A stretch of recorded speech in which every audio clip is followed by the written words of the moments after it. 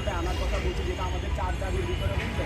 অর্থাৎ তারা কিন্তু এটা পরিকল্পনা, বলাই যায় যে তারা এটা পরিকল্পিতভাবে আমাদের কাছে হামলা করতে গেছে। আমার মাথা ঘুরে গেছে, আমার মাথা ফয়সাল ভাই মুখে চোয়াল লড়াতে পারছিল না। অর্থাৎ আমাদেরকে ডাক্তাররা বলছে 24 ঘন্টার অবজারভেশনে থাকার জন্য। আমাদের সবার গায়ে আসলে আক্রমণ করা হয়েছে, আপনারা যদি ভিডিওতে দেখেছেন। এই জন্যই কি আমরা এখানে আন্দোলন করতেছি, এই হাসপাতালে যাওয়ার জন্য, এই মাইক খাওয়ার জন্য। আমরা এখন আসলে আমি হতবাক হচ্ছি।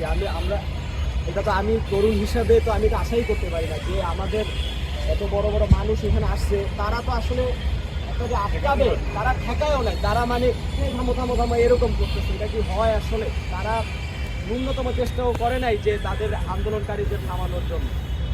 তারা কয়েক দফায় আমাদেরকে বলেছে, কয়েক দফায়, এবং তারা বিভিন্ন কথা বলে আমাদের গালিও দিচ্ছিল। আমাদের প্লাকার্ডগুলো ছিঁড়ে ফেলছে, আমাদের প্লাকার্ডগুলো পাড়াইছে, আর কি বলবো আসলে। এবং যেটা ভাইয়া বলছিল, ওইখানে আমি মাইকটা নিয়ে বললাম যে আলমগীর কবির ভাই, সুমন ভাই এবং খলিদুজ্জামান স্যার, আপনাদের আন্দোলনকারীদের আপনারা কন্ট্রোল করেন। এটা যখন আমি 2-3 বার বললাম, তখনও তারা 5-7 জন আইসা আমাকে মারলো এবং এই যে আমাদের মাইকটা ছিঁড়ে ফেললো, আমাদের টেন্ট ছিঁড়ে ফেললো। এইসবগুলো তারা আসলে করছে। মানে তারা আমাদের থেকে কিছু শুনতেই চাচ্ছে না। তারা বলবে, তারা মারবে। আমরা যখনই তাদেরকে বলতেছি, তারা আমাদেরকে মারতেছে। মানে আর কি বলবো, ধন্যবাদ।